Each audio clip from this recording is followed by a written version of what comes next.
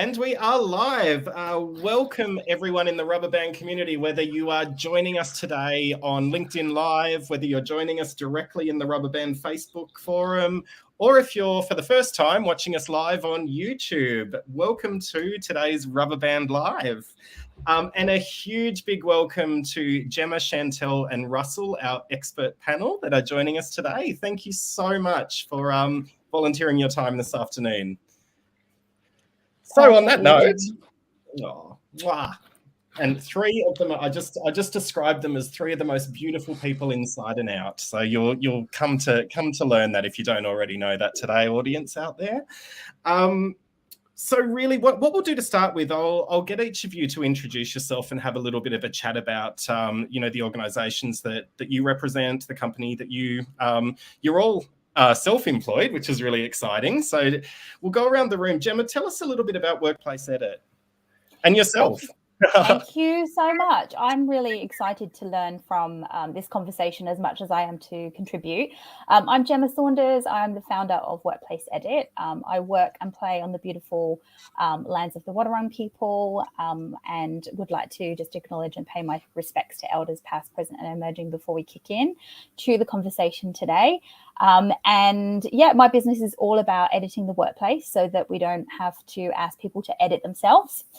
So looking at workplace practices and how we can change them to be more inclusive and equitable by design, so that people aren't having to squeeze themselves into molds that were, essentially designed without them in mind. So that's the work that I do. And I'm a proud queer woman, and I live here with my wife and kids on beautiful Wetherall country. So yeah, thanks for having me. Wonderful. And if after today, people to reach out to you, is that you're on LinkedIn? What's your website? I love this, getting all the handles and everything in early. My web, to search Workplace Edit, and on LinkedIn, all over LinkedIn. So that's probably the best channel. Follow, connect, let's have a chat. Wonderful. And Russell, the Unrivaled Agency. Tell us all about yourself and what you do. Hi everyone. Hi. Yeah, so hi. So yeah, I'm Russell. I'm just a recruiter. I'm not as impressive as everyone else on this call by any means. But look, I think I've got 20 years or almost 20 years experience in recruitment, both inside it's like in-house and agency. So working across talent acquisition and HR.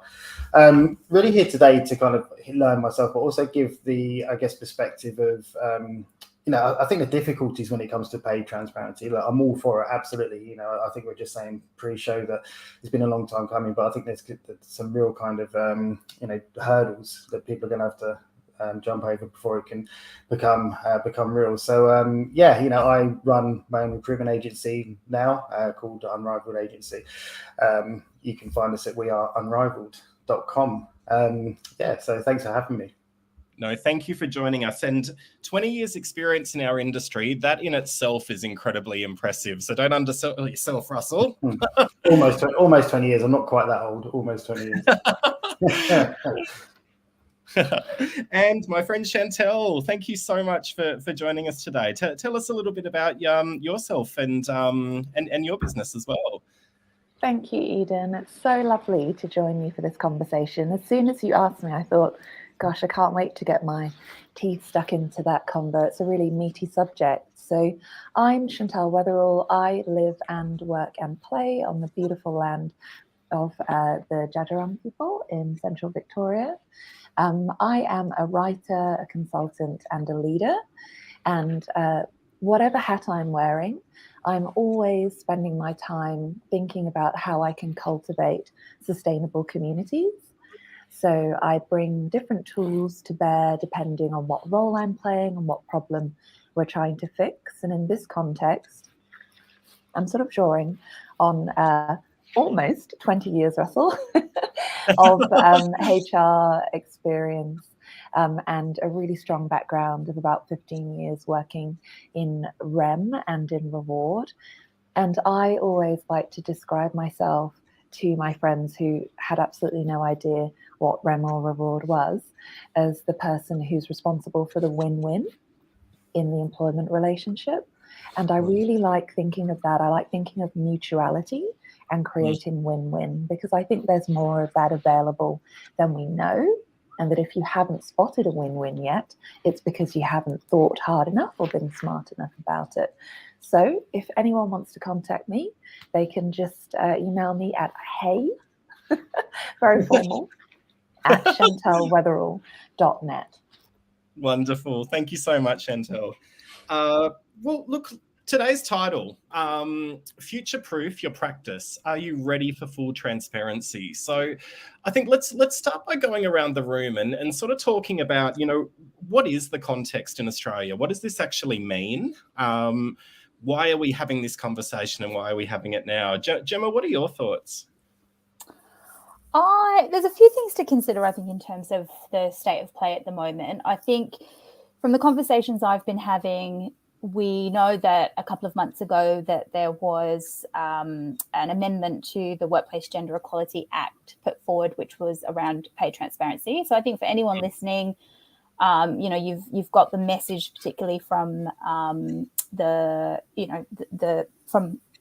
parliamentary perspective, that this is coming, that we are making changes. And that is from a gender pay perspective. And what that will mean in terms of the implications will be that around 40% of the workforce, their employers, will be required to report on gender gaps, on pay gaps. And so, if you're not already reporting on pay gaps in your organisation, that is likely to come. So there's some changes that are coming from a legislative perspective that you should be aware of. I want to just also acknowledge that reporting on pay gaps isn't full pay transparency, and hopefully we'll get into that conversation today. That is, I think it can be a really important motivator for organisations, but it is still sort of a lag data point in many ways. It shows that, this is where we're at now and that there is a gap. And also, I think a couple of things to consider is that the language we use in Australia isn't always clear. We talk about equal pay and gender pay gaps almost interchangeably.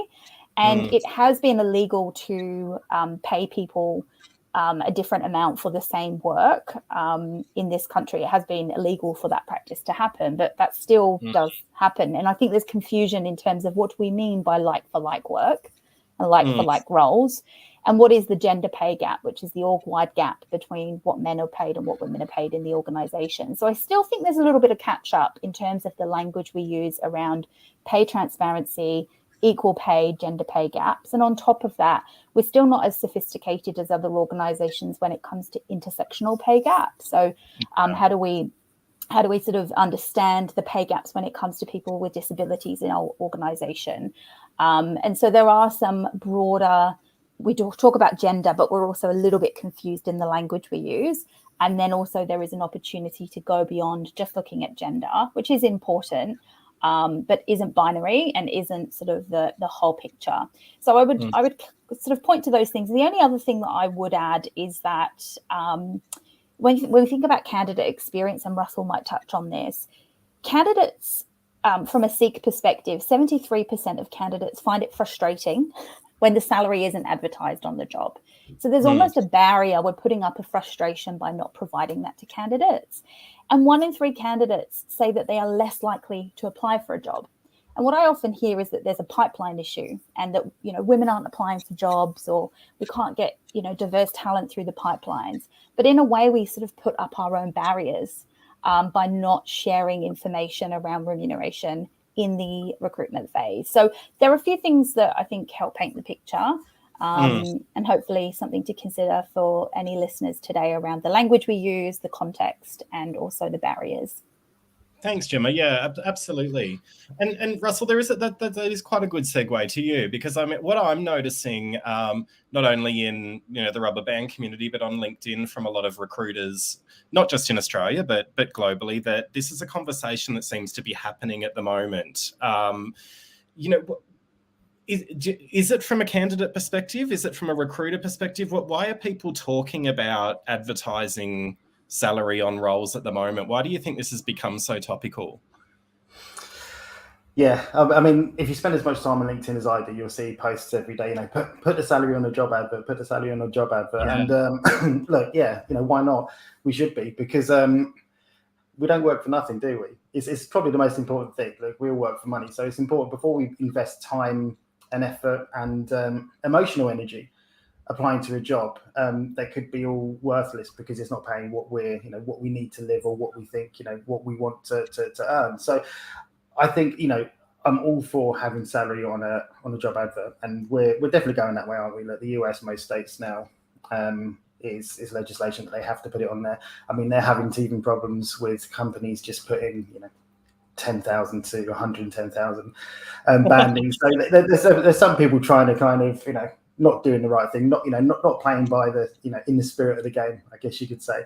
But I think I think it's definitely going that way, and I think it won't be long until we have to put salaries on job adverts, and I think that's a good move. Now, I think that there are potential barriers and issues to this because I don't think a lot of companies, or anyway, a lot of companies that I have worked for or work with, and that's kind of that retail, fashion, and e-com space. I think, and a lot of other companies would be the same. I think the barriers they face is that there's going to be people inside these businesses getting paid different amounts for this, let's call it the same job. So let's call it, kind of an e-commerce manager. So if it's a large company, there could be 2 or 3 e-commerce managers, or buyers, or finance managers, and they're not necessarily being paid the same. Now, this isn't because that people want to do other people over, or doing it for the wrong reasons. It just so happens when somebody might have been in that business for 5 years and they haven't had much of a pay increase each year. Somebody might have just been recruited externally from a competitor. They might have had to overpay for that person to get them into the business because their competitor paid more than them. So there's lots of different reasons why there could be 3 people sitting on the same salary within this organization. So this causes issues for this organization now. So if they then start to advertise a position saying, right, we're looking for a finance manager, salary 130 to 170, and there's somebody sitting there thinking, wait a minute, I'm getting paid 125, I'm getting paid 140, even 150, and thinking, why aren't I at that the upper echelons of this pay banding? And it's going to start, probably the businesses might view it as these uncomfortable conversations where they shouldn't be uncomfortable. These should just be open and honest conversations. So I think there's a lot of pre-work to do. I think companies have got a lot to do before this becomes reality. They've got to start really planning out, what are the pay bandings for each position. And most companies will have this, but not just the pay bandings, actually what justifies and quantifies where each person sits on this pay banding. Is it just experience? Is it time and role, or time in that, time in that type of position? Is it attached to, say, a 9-box grid, based on performance? Or, do they have a mixture of both of those, or is it just experience in the role and then there's bonuses attached to performance rather than just basic salary? So I think there's a lot for companies to kind of consider, and I think a lot of companies are going to find it hard to get up to speed when this happens. But look, it's all positive, it's all for a good reason. Absolutely. And Russell, there are so many things that you've just covered off there that I want to dive into. I probably just took it off too far, didn't I? Sorry. Because it is. I think what you've really highlighted is the complexity there. But I think one of the things that I find interesting, just before I ask the same question to Shantel, is we're not necessarily going from ground zero. I mean, there are industries that do have pay transparency. I've worked in higher education, and it was incredibly transparent. It was on every job ad, and you even knew what the people, as they were developing within the organisation, and if they had been there for a number of years, you would know what those increases were going to look like every year. So I think there are some sectors that have historically had pay transparency where this isn't going to be an issue for. They're not going to have the complexity when this becomes a reality because they're already doing it. So it is that adds even more complexity, I suppose, because it is a little bit of a mixed bag in terms of industry sectors and what it looks like in different areas. Shantel, we kind of workshopped this title together in terms of, future-proof your practice. Are you ready for full transparency? What does this mean to you? Why do you think this is important? And what is the kind of context for this in Australia from your perspective? Thanks, Eden. Such good points from Gemma and Russell there. So from my perspective, as somebody with a pretty deep technical REM background, I am a very practical soul, as you know, having worked with me. And so this sort of topic of equity gets me really fired up from a values point of view. But I like the way that you phrase the title, because We aren't getting stuck on should we do this or not. I think you can should yourself to death, right? My focus instead as a practitioner is on what's going on, why it's happening, and how we get up to speed, because that's what I've spent 20 years doing for organizations, not kind of umming and ahhing and wringing our hands about why, what do we have to do this, but just going, we've sussed it. The trends are going in this direction. The prevailing values of the community are moving in this direction. How do we keep up? And that's the sort of conversation and work as a practitioner that excites me. And I think it's what gets all of us out of bed in the morning, right? It's where you can have a real impact. I know that I would never want to consider myself a minimum compliance practitioner. That's not what I target. I don't want to work with minimum compliance partners or clients. And I don't want to work for a minimum compliance organization. And I don't think that I'm unique in that. And so I think this is a hot topic in our sector, because our sector is overwhelmingly made up of a bunch of people who care a heck of a lot about doing a good job and care a heck of a lot about creating a positive experience of work where they can. And they're seeing a fantastic opportunity to do that in this space. So there's heaps going on in Australia. As Gemma mentioned, we've had some legislative changes here. That comes hot off the heels of our gender pay gap increasing in the last 6 months significantly, taking us over that 14%. Why is that relevant? Well, it's relevant because we've had WGEA reporting for organisations over 100 for years now. And the reality is, at ANU, we're really lucky that we have the Global Institute for Women's Leadership, and they have come out this year and said that progress on gender equity is not just tough, but we're actually going backwards in places. And so that is the case in Australia, and our government is taking action, as we've seen, by asking companies to air their dirty laundry in some cases and go public with their gender pay gaps. Why have they done that? Well, because we know that even if 50% of businesses do gender pay analysis and find something wrong, only 40% of them actually take follow-up actions and do anything about it. So we have had years as a sector. And this is a moment for us to take some accountability, right? So government have tried to partner with us and work with us. And we have had years of being given data to work with privately in-house and take our own proactive actions. And there are organisations who are doing a really fantastic job of that. And I'd like to call out all of my other HR colleagues, whatever your specialism, who I know are in there fighting the good fight every day, whether they're getting traction or not. But what we're seeing is that industry is not regulating itself well enough.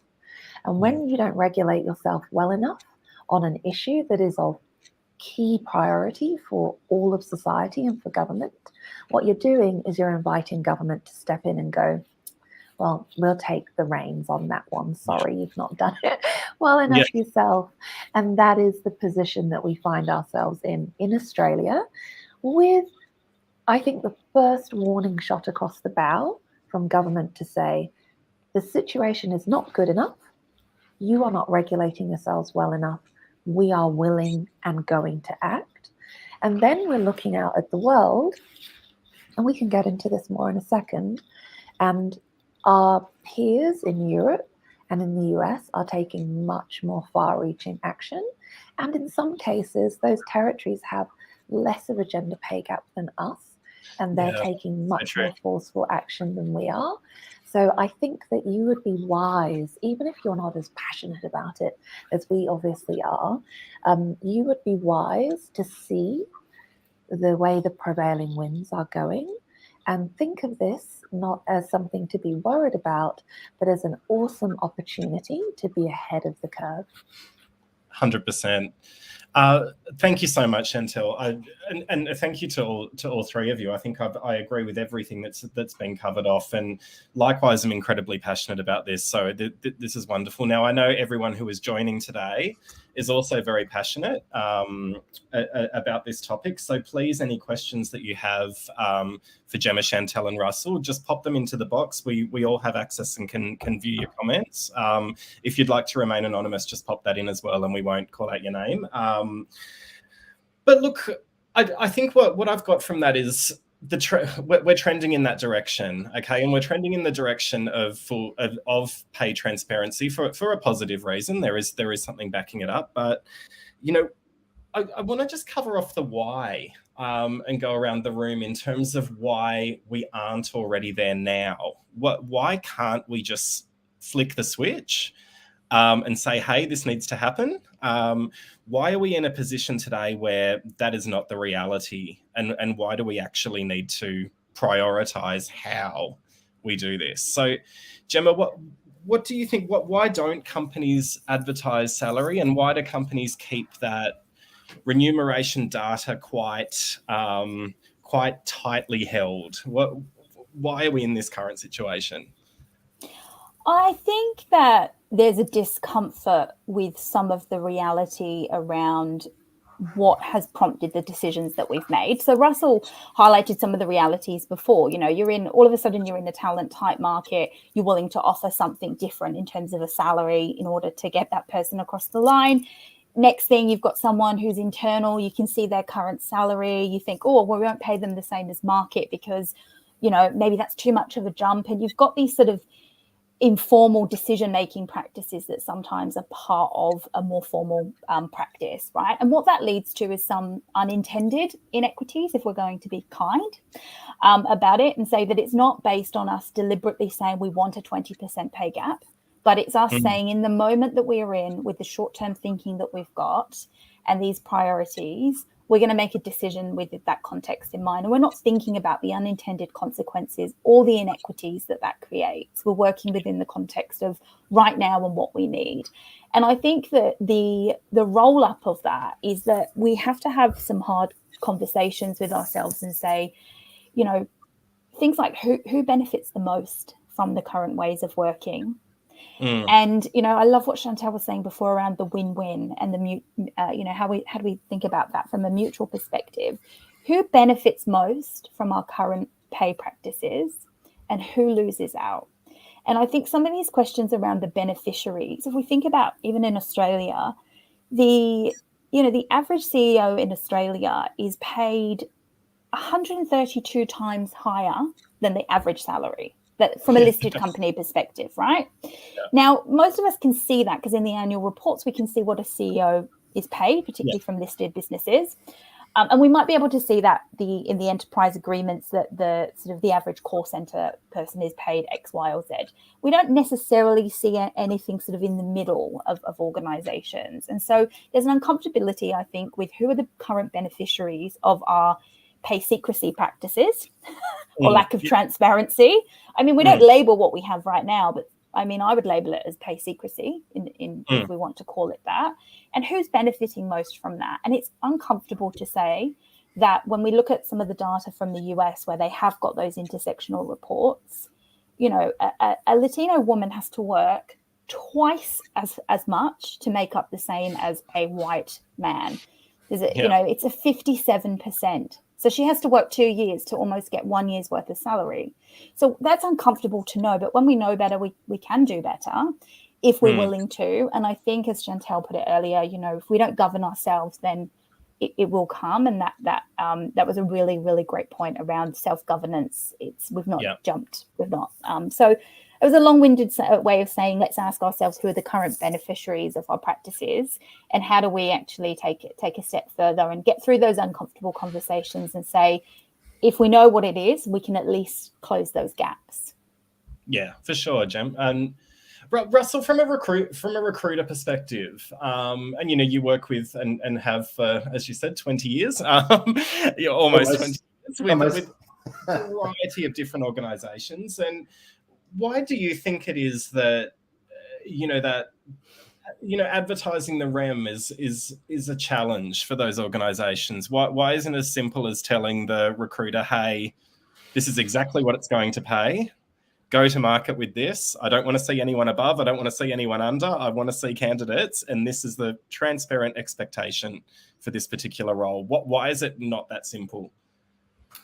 Firstly, I just want to touch on the point. I love the term, salary secrecy, and that's exactly what it is at the moment. And I think just, what Gemma said about looking at it at the view of, who's gaining from all of this. And, it's definitely not your kind of average Joe or Jane or whoever working in middle management, is it? Do you know what? It got me thinking. In my first job in recruitment agency back in December 2004 when I started, it was actually a sackable offence to talk about your basic salary. You were not allowed to talk about your salary. You'd be sacked, and it's in your contract as well to say you would be sacked if you talked about your salary. Crazy, isn't it? But yeah, look, to come into your question, I think. Some companies do advertise salary, don't they? And I think one of the benefits of working agency side is that you can advertise salary because obviously when you're advertising a role, you normally you're not putting your client's name on there normally.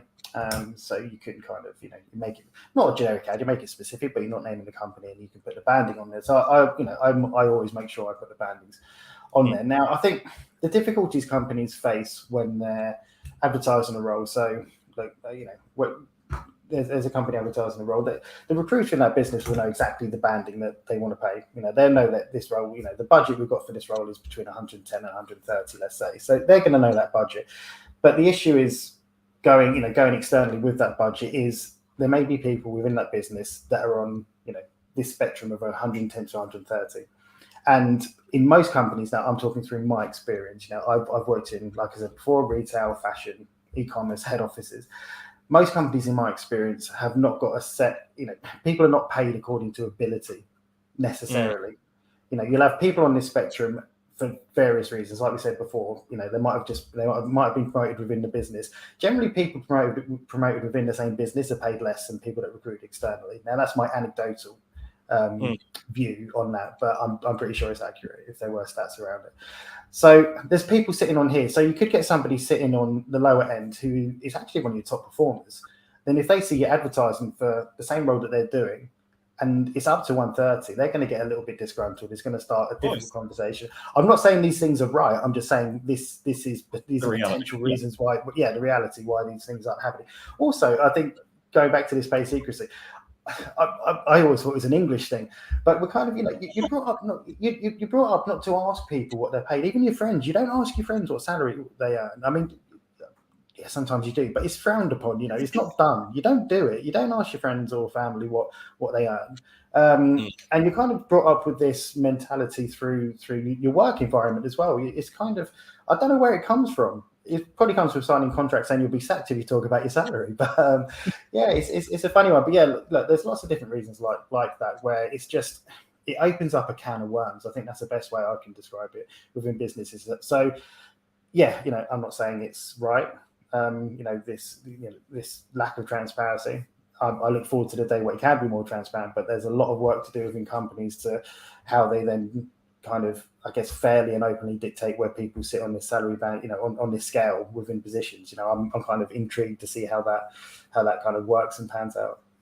Oh, 100%, Russell. I think from being a fellow recruiter, how much easier it would actually make my job. I mean, one of the reasons I loved partnering with Shantel was around that transparency in terms of when a position had been designed and the process of deciding or establishing what a fair reward package for that role would be. Shantel would always explain it to me and walk it through. She wouldn't just say, go to market with 120. I would understand the broader context. And I actually think from an internal perspective, that's rare.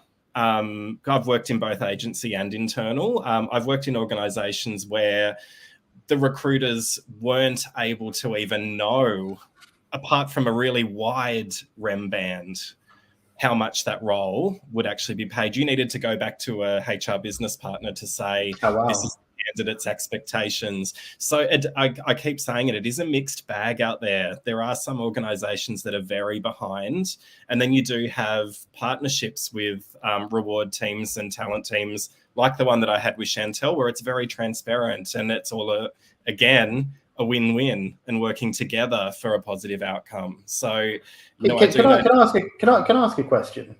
Yeah, it's something really. I'm interested in other people's views on this. So, say you're working in working in HR with the REM team or external consultants, and you're going, right, we know this transparency is coming. We need to really work on what people sit, if people sitting on this banding of 110 to 130, what that looks like, how does it look like? Because we've got these people sitting on it at the moment. Does that mean that, does everyone get uplifted?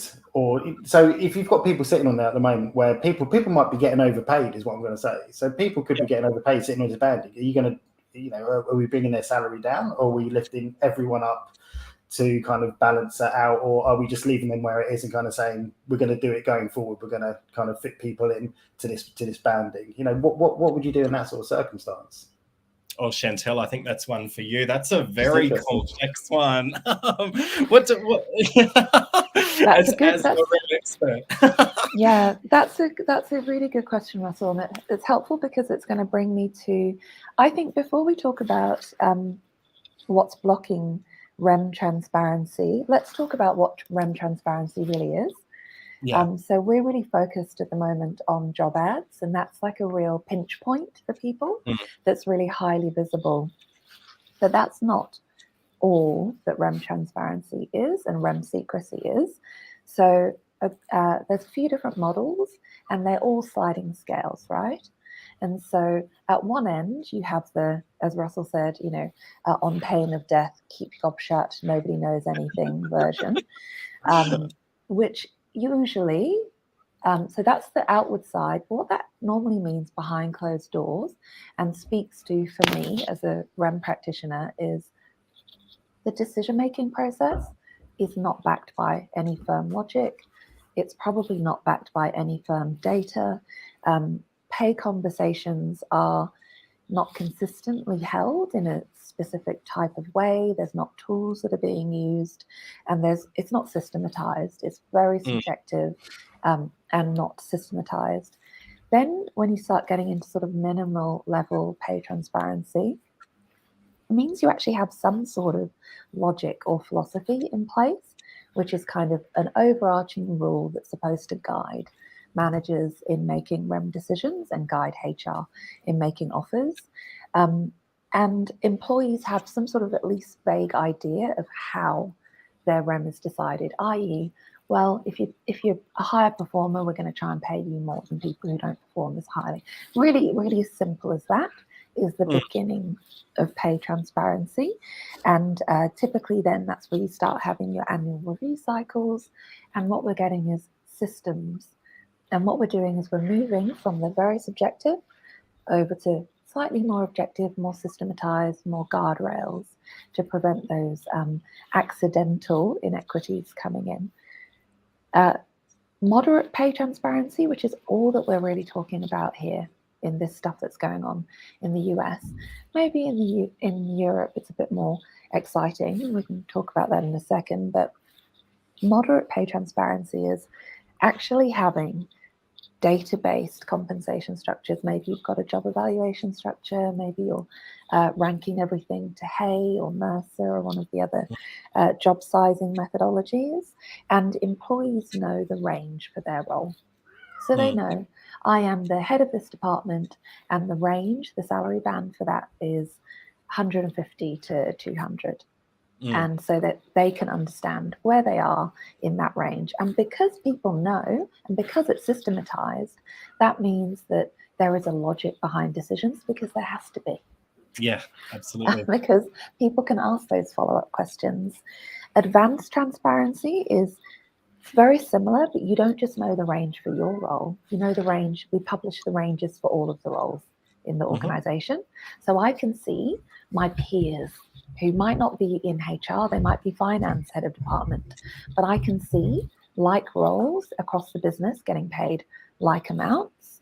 And that's where you start to also introduce things like career pathing, because as much as this comes up with challenges, it also gives us huge opportunities, because you're starting to create cohorts. Oh, that job's about the same size in HR as that job in finance, and that job over here in sales. They're kind of a cohort of similar competencies. How can we train them together?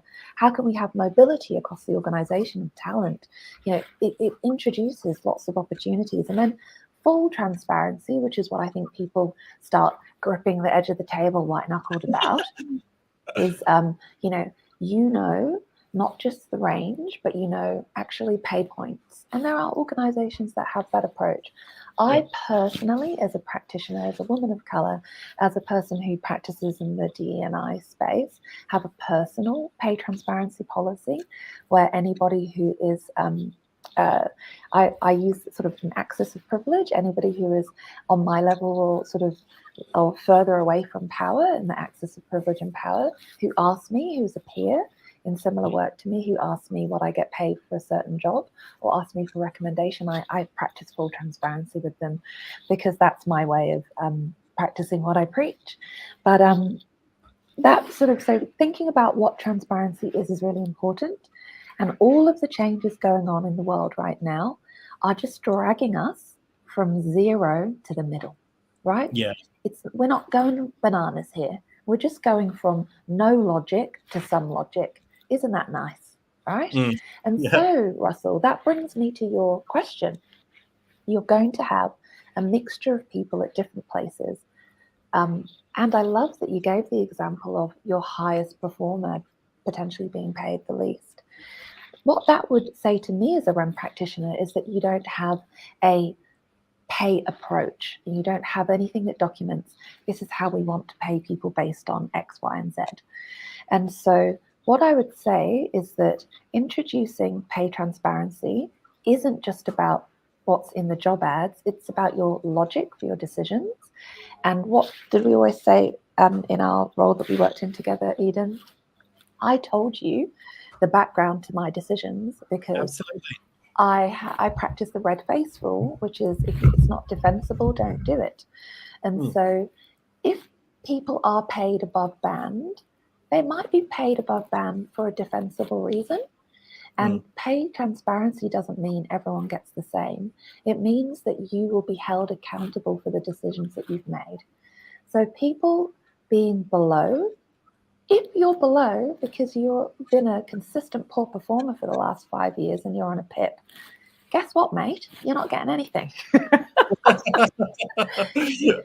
if you're below for an indefensible reason, what I would say is, instead of viewing that as a problem, view the person who comes to you with that data as somebody who's actually mitigated a risk for your organization. If they're your top talent, they've mitigated the huge risk and cost of that talent leaving your organization because they feel disengaged and can get much better paid and much more respect elsewhere, and the cost and the downtime and the negative impacts on your business that come with that. But even more importantly, I think, mitigating the reputational risk of you actually being outed as an employer who, whether you did it intentionally or not, is discriminating against your employees and not paying people, paying someone 30% less. Your staff know who your top performers are. They can see it every day with their eyes. And when your practices do not back that stuff up, you really create an environment of poor trust. Trust is one of the absolute building blocks of engagement and high productivity. So just to be really quick on what I think the success factors and the blocks are, the first one is cultural. So if you work in an organization with low transparency, I can already predict a few other things about your organization without even meeting you. I can tell you that that is a low trust organization. I can tell you that that organization probably has high turnover. I can tell you that that organization probably has low engagement. And I can tell you that that organization on the mirror side, on customer side, reflects all the same stats. with their customers as they do with their employees. And so if you're not passionate, there is a huge business case here in improving your productivity and your culture and the massive benefits that will have for your bottom line as well. So culture is a huge part of it. Culture then breeds investment. If you don't believe in something, you don't invest in it. That means there's low capability. That's why you don't know why you're making your decisions, because you never thought HR were worth investing in. You thought they were just a cost line. And so you've never really got any decent HR people. Or worse, you've got great HR people and you don't listen to them. Yeah. And they've been telling you this for years and you just shoo them off. So relationships between business and HR are going to really need to be strengthened if we're going to get into this leading edge practice and not just be scrambling to comply when the government tells us to hop into line. So these are kind of things that might be a little bit, sound more esoteric for a REM person. You know, my sword and my shield is like a spreadsheet in a database, but these are the precursors that create the environment. I can produce the best reporting for you, but if we have a poor culture of a lack of trust, and if we have poor relationships, so the business don't listen to HR, my wonderful work will be falling on deaf ears anyway. And so, yeah, I would say that those are some real important precursors. And I would also say that when we look at our staff who are on contracts, we probably want to take the opportunity to review everyone, including our award staff.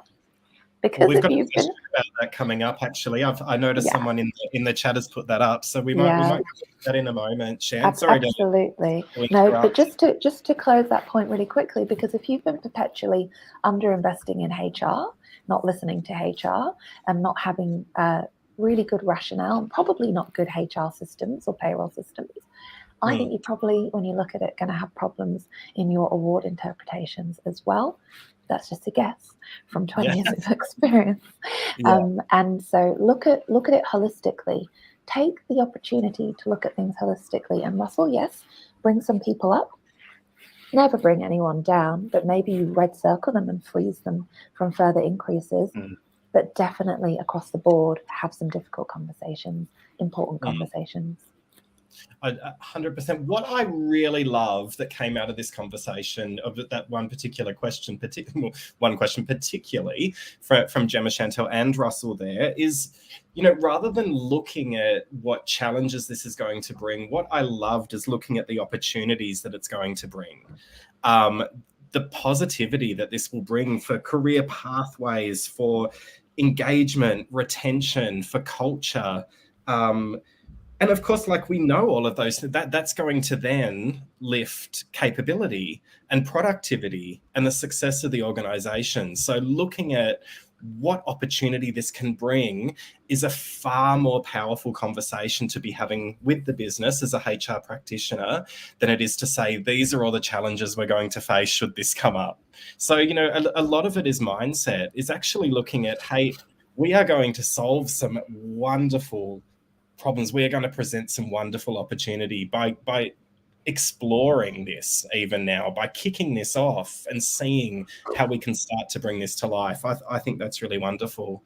Now we had quite a few questions come through, so I'm going to bring one up because I think this is a really timely question given what we faced in 2022, particularly in the tech sector, where we had supply and demand, right? We didn't have enough engineering talent to meet the demand. So we saw an increase in contractors, and we also saw a skyrocketing expectation in terms of RAM. Now, that's something that was, I guess, market-driven, supply and demand. I'm interested to know, in terms of transparency for contractors. So our Facebook user, I recruit contractors solely for what they call an asset-light business. Is there more or less transparency for contractors? I'm coming across a few deals that are very different for the same role and contractors. So there isn't consistency across businesses. What do you think, Gemma, in terms of workforce? If every workforce is made up of permanent staff and temporary staff. What does this mean? I like how Shantel, it was the first time I've heard this phrase before, but I loved how you put before, you're not a minimum compliance person. And I think when you think about pay transparency, it is important to think about how that applies to your total workforce. Now, that might mean that you prioritize your REM practices and philosophies and your maturity in your permanent workforce, and then your casual, and then your contractors, or you consider the sequencing or phasing, or your mechanisms might be different. But I think you will only be on catch up if you do not consider a total workforce view. And it's really natural sometimes for us in HR to consider the employee workforce only, and to not think about contractors, and to think, well, that will be sorted by someone else. But I do think that, considering what that looks like is important. I don't have a direct answer for the question. The only thing that I would say, and again, this is inspired by what Shantel said earlier, is around contractors have a little bit less of the, to Russell's point, oh crap, I can't say anything. Sometimes we do have a bit more control in terms of our own agency, in saying, I'm paid this, and looking at your privilege and power axis. I love that. I think saying to other contractors, hey, I'm on $1,500 a day, what do you want? That's more likely to occur. And so from my perspective, with the people that I work with at least, is that we share that information more freely than when you see people in an employee base. So I think just knowing the sort of attitudes of contractors and sharing that information, it's probably going to happen. And so sort of having a little bit of a philosophy. And I have seen quite strict sort of job families and bandings, even within contractor and contingent workforce models. So it does exist.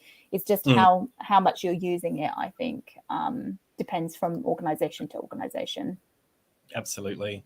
Russell, I imagine in your sector there would be quite a high need for contingent workforce.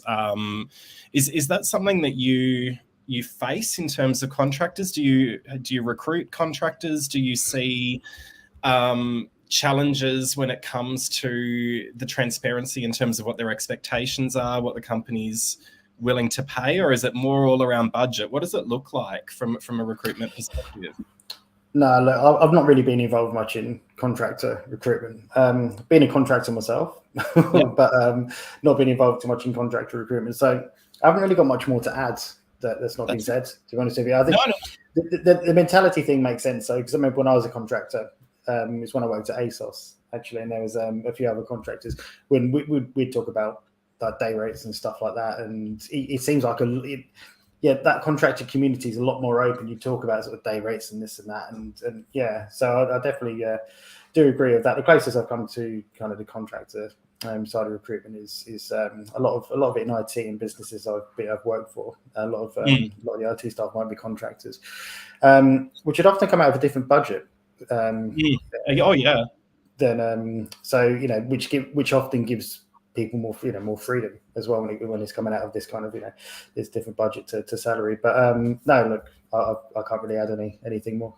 No, I think you absolutely do. I think that's a really key point to highlight, because I know from my experience, both internal and agency, that you've got your operational or OPEX budget, you've got your capital expenditure CapEx budget, and there seems to be this freedom within that CapEx budget for leaders within an organisation not to partner very closely necessarily with the HR team. They may be able to just reach out directly to recruitment agencies and spend the money that they've got to spend, because that capital expense is something that isn't held necessarily by HR quite often. Do you have an opinion on that, Shantel? Is that something that you have seen in organisations? Do you think there's a way to tackle that kind of inequity when it comes to contracting? What are your thoughts? I think it's a really great question, and I think we need to come back to what pay transparency is. So pay transparency is not pay equality. It's having a rationale and a philosophy that is taking some of the subjectivity out of pay decisions, and therefore reducing the likelihood of inadvertent discrimination. So there will always be differences in pay for all sorts of different reasons. And a completely valid reason for differences in pay could be to say that we have our fixed cost for our ongoing workforce, which is managed under this pay philosophy. And these are our rules, and this is how we differentiate based on performance, and and these are our bands. And then we have project budget, which is for these huge capital projects, a lot of the time technology projects, infrastructure projects. And for those projects, we use a contingent workforce and we apply the following to them. And pay transparency is not about them being the same. Pay transparency is about somebody being able to come up to you and say, why is that person doing similar work to me and getting paid 50 grand a year more? And you being able to say, without a red face, because they are on a 12-month contract with no sick pay, no this, no that, no this, and they are attached to that project and their job disappears when that project disappears, whereas you are in this position. That's what transparency is. Not giving everyone the same. Transparency is having a good rationale for why they are different. So a lot of managers fear that transparency will take away your flexibility. And I actually like to say transparency won't take away your flexibility. It will give you logic for your decision, which is awesome. Yes. And that is, I will just say, when I spend a lot of time doing focus groups and interviews with people from a DEI perspective around what are the barriers in your organization. If you had a magic wand and it was to be more inclusive overnight, what would it look like? People aren't seeking for necessarily the advanced model that you described before. They're really seeking for thoughtfulness. Make it make sense to me. Spend the time to help me understand the logic in the rationale. Where there's objectivity, where there's subjectivity, make it make sense for me. And I think that is the red face and the make it make sense. I think if they're the takeaways from today, I think they're really important ones in terms of what managers really want, and that it's not to be feared from. It's to how do we support you with the logic to have really important conversations with your people. That's one of the things that people want more than anything. 100%. Absolutely. And just to add really quickly to just really support what Gemma said, which I think is so important, when you're dealing with contractors, a lot of your contractors will end up staying. And if you don't have pay transparency, i.e.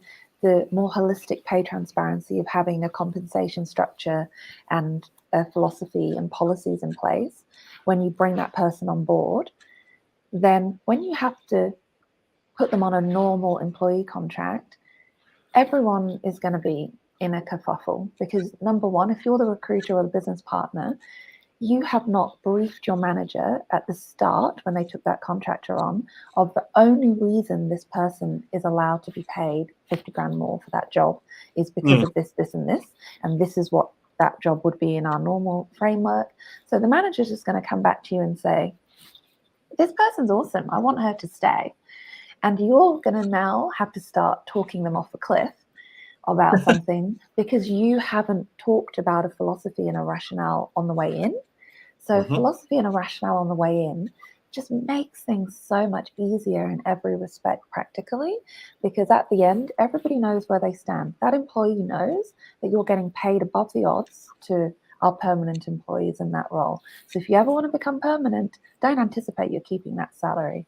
The manager knows the same thing, and the other employees, because it always comes out, especially if they become mates, the other employees don't feel disgruntled because there is a rationale behind it.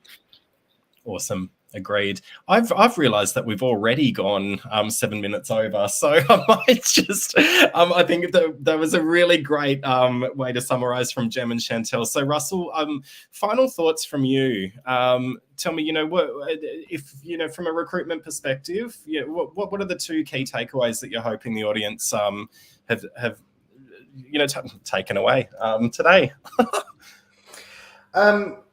I think what I've learned personally is it's probably not as drastic as I thought. I think it's just a logical step. I think, and look, I'm not, by no means am I smart. I'm very average in terms of so I'm assuming there's probably other people that have been thinking the same as me in terms of oh crap, what is this going to look like? How are we going to manage this? So it makes a lot more sense. I think I like the term accountability. It's taking accountability for these decisions. Making you accountable for them.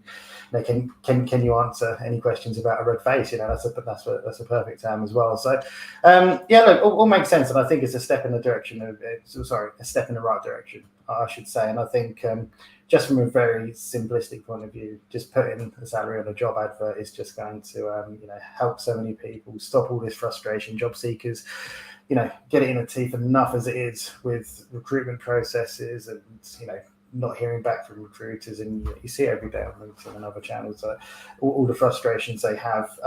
So I think it's it's a big step in the right direction for them especially as well. So they're probably the main things for me. Amazing. I think I agree with.